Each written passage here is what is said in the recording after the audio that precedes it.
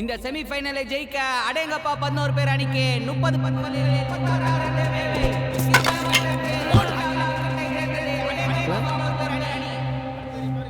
இறங்கு மாப்பிள.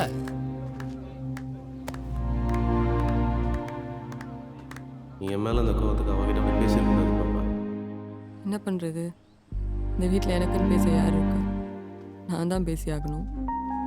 பாலுக்கு பால் ரன் அடிக்கணும், பார்த்தாடுங்க.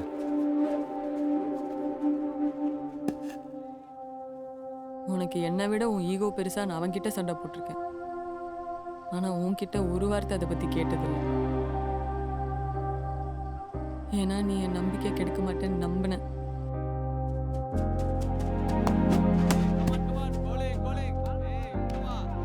ஏமாத்திட்டல.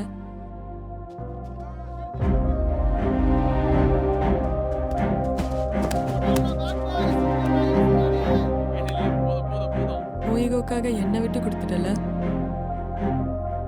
ஒரு சிங்கிள் ஆடுங்க, நான் பார்த்துக்கிறேன். தூக்கி அடிக்க முயன்ற பந்து விக்கெட் கீப்பர் கையில் தஞ்சம் புகுந்தது. அந்த ஆடுனேன் வாங்க. விக்கெட் எடுக்காமலையா பண்ணிட்டு ஆட பாவீங்களா?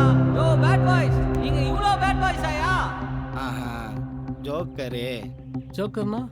ஆமா, கட்ல ஜோக்கர் இருந்தா கையில வச்சு ஜெயிக்க பாப்பியா இல்ல அவுட் ஆக்க பாப்பியா? நீ வேணா இவர் பாரு. இறங்கும் போது அவுட் ஆக்க மாட்டானே. 32 பந்துகளில் 36 ரன்கள் என்று இருந்த எளிய இலக்கு இப்பொழுது 18 பந்துகளில் 35 ரன்கள் என்ற இமாலய இலக்கை அடைந்தது. அது எவரெஸ்டாக இருந்தாலும் சரி, அடித்து காட்டுவேன் என்ற அன்பு விளாசி கொண்டிருக்கிறார். மறுபடியும் டொக்கு. அண்ணே, அவர் கிரிக்கெட் விளையாண்டுருக்காரு இல்லையாண்ணே? சொல்லிட்டாரா பெரிய சேவாகு. இவர் போயிருந்தா ஒரே கிளியா கிழிச்சிருப்பாரு. அந்த ஆள் அடிச்சாருன்னா 2 தென்னை ரைட்டுக்கு போகும். இன்னைக்கு ஒரு நாள் சிக்கல, மேட்ச் என்ன முடியல, கொத்திட்டு மேட்ச் பண்ணியா? ஏறி வந்து 6 அடிப்பார்னு பார்த்தா மேட்ச போர் அடிக்கிறாருன்னு சொல்லிட்டு இளைய பிளேயர்ஸ்லாம் எக்ஸிட் கொடுக்குறாங்க. கடைசி 6 பந்துகளில் 7 ரன்கள் அடித்தால் வெற்றி. தூக்கி அடிக்கப்பட்ட பந்து கேட்சாக மாறும் வாய்ப்பு. வீரர் நழுவ விட்டார். இதோ இரண்டாவது ரன்னுக்கான வாய்ப்பு.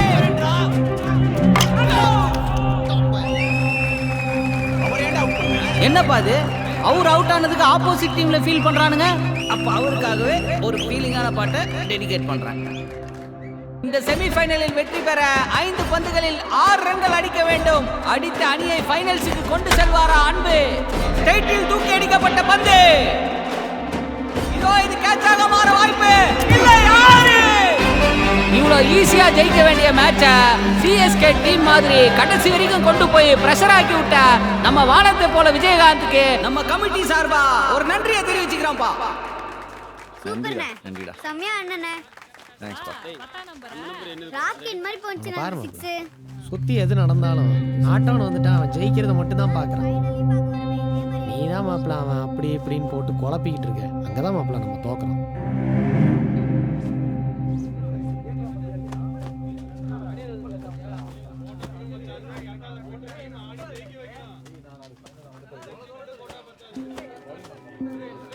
நாளைக்கு ஃபைனல்ஸ் வந்துருங்க.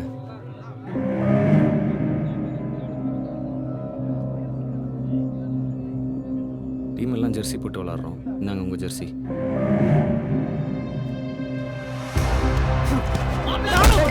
நீ கேவலமா பார்த்து இல்லாம எல்லாரும் வேற பார்க்க வைக்கிறியா? ஏய் பாப்பா அப்படி பேசு மாமா, நீ இப்படி பேசுற. ஏய் எல்லாம் இவனால அப்பலாம் அசிங்கம் படுத்திக்கிட்டு இருக்க. விடு மாமா. ஏய் நேத்து வீட்ல வந்து கேவலமா பாத்தியலடா? பாத்தியலடா? கேவலமாலாம் இல்லை, பாவமாக பார்த்தேன்.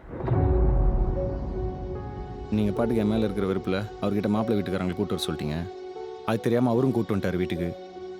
துர்கா முன்னாடி நீங்கள் கூனி கூறி நிற்கும் போது பாவமாக இருந்துச்சு. எப்படி அவர் அந்த பிள்ளைக்கு புரிய வைக்க போகிறாருன்னு. அதனால தான் அப்படி பார்த்தேன். துர்கா பற்றிலாம் கவலைப்படாதீங்க. அவள் அப்படிதான். அவளுக்கு பிடிச்ச விஷயத்த அவள் சொல்லாமலே நம்ம செய்யணும்னு எதிர்பார்ப்பா.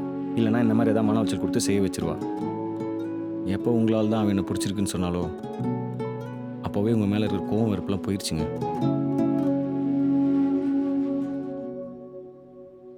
தப்பு தான். நீங்கள் இல்லாதப்போ உங்களை பற்றி பேசிடக்கூடாது.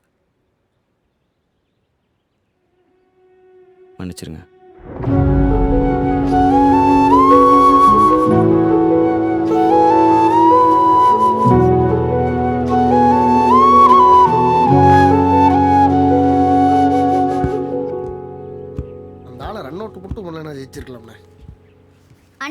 என்ட்ரி ஃபீஸ் கொடுக்க சொல்லுச்சு.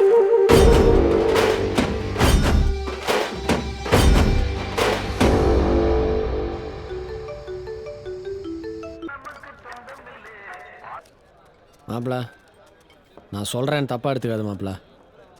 இத்தனை வருஷம் நீ விளையாடுறப்போ நீ அவுட் ஆகிடக்கூடாதுன்னு தான் மாப்பிள நான் நினச்சிருக்கேன். ஆனால் முதல் தடவை நீ அவுட் ஆகிட்டு வந்தால் போதும்னு நினைக்க டைம் மாப்பிள. நாளைக்கு நடக்க போகிற ஃபைனலு இந்த அன்பு பயலுக்கு மட்டுமான பிரச்சனை இல்லை மாப்பிள, நமக்கும் தான். இன்னைக்கு பாட்டை போட்டு எவன்லாம் நம்மளை பார்த்து சிரிச்சானோ அவன் முன்னாடி நம்ம பாட்டை போட்டு நம்ம யாருன்னு காட்டுறோம் மாப்பிள.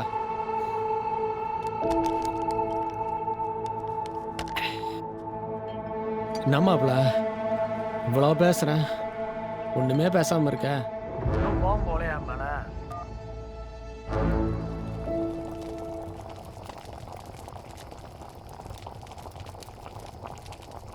பாருமா, நீ சொல்ற வரைக்கும் அவனை கல்யாணம் பண்ணிக்க மாட்டேன். அதே மாதிரி அவனை தவிர வேற யாரையும் கல்யாணம் பண்ணிக்க மாட்டேன்.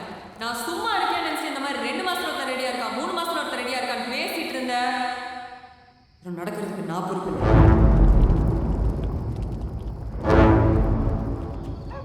கணேஷே, நாளைக்கு மேட்சை மத்தியானமாக மாற்றி வச்சுக்கலாம்ப்பா.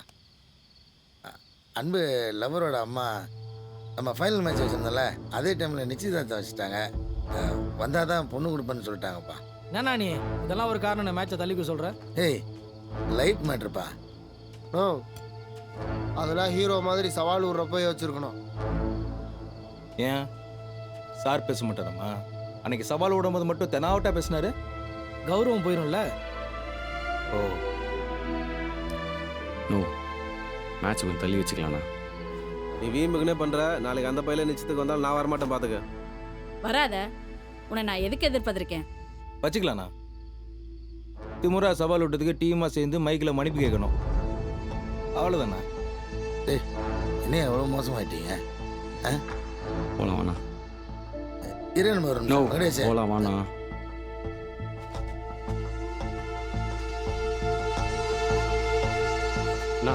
நான் சொன்னேன்ல பக்கத்துல என் ஃப்ரெண்டு நல்லா கிரிக்கெட் விளையாடுவான்னு, நான் மட்டும் விளையாட வரான்ட்டான். பக்கத்தூரா? எந்த தெரு? என்ன ஆளுங்க? காலனி தெரு. அப்படின்னா வேணாம். அந்த பையன் நாளைக்கு வரலைன்னா நான் சொல்ற மாப்பிள்ளை தான் கட்டணும். நான் சொல்றேன், அவன் கண்டிப்பா வருவான். நீ நிச்சயத்துக்கு ரெடியா இரு.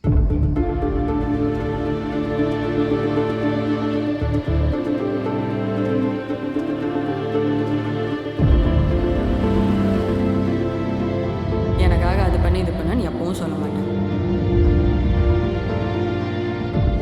நீ எழுதி வச்சுக்க, நாளைக்கு அந்த பையன் வரமாட்டான். தோத்துடா, இந்த கிரவுண்டு பக்கமே வரக்கூடாது. கிரீடை பற்றி நினச்ச பார்க்கக்கூடாது.